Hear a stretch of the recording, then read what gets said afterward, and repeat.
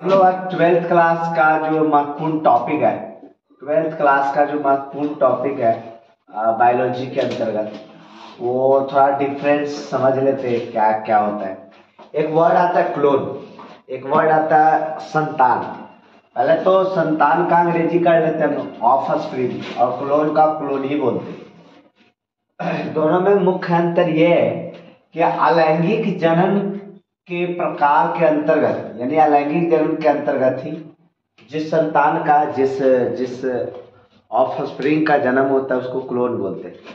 हालांकि ऑफस्प्रिंग और संतान बनने के लिए लैंगिक जनन होना चाहिए, यानी कि इस खास जगह है, मतलब खास वर्ड है जो इसके लिए यूज होता है। लैंगिक जनन मतलब इसमें दो लिंग कम से कम होने चाहिए, यानी कि मेल और फीमेल, मेल और फीमेल। फिर कहेंगे कि इसमें विभिन्नताएं नहीं होती है। आप जानते हैं कि जब तक दो लिंग नहीं होगा तब तक उसमें दो तरह के शुक्राणु और अंडाणु, यानी कहने का मतलब है कि दो कोशिका नहीं मिलेगी। तो नहीं मिलेगी तो उसमें विभिन्नता कहाँ से आएगा, नहीं आ पाएगा। यानी कि सेम टू सेम, हू बहू, यानी कि कॉपी हो जाएगा, यानी कि कॉपी हो जाएगा, हू बहू हो जाएगा।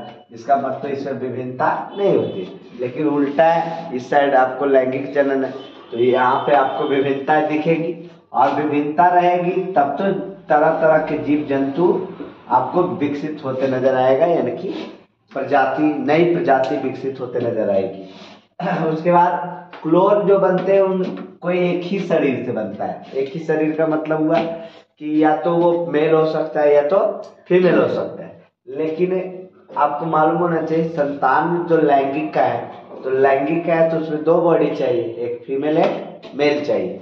तो यहाँ पर मैंने लिख दिया मेल और फीमेल। फिर कहेंगे कि सर क्लोन जो होते हैं ना वो असम सूत्री होता है, कोशिका विभाजन का एक टाइप है असम सूत्री कोशिका विभाजन, उसके थ्रू इसका विभाजन होता है।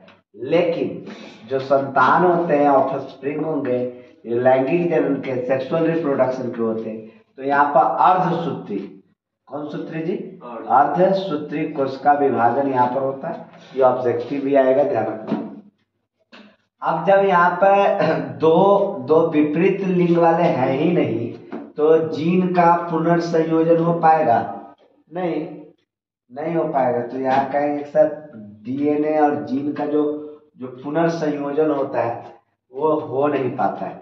तो कहेंगे किस में होता है, तो लैंगिक जनन में होता है, लैंगिक जनन में होगा।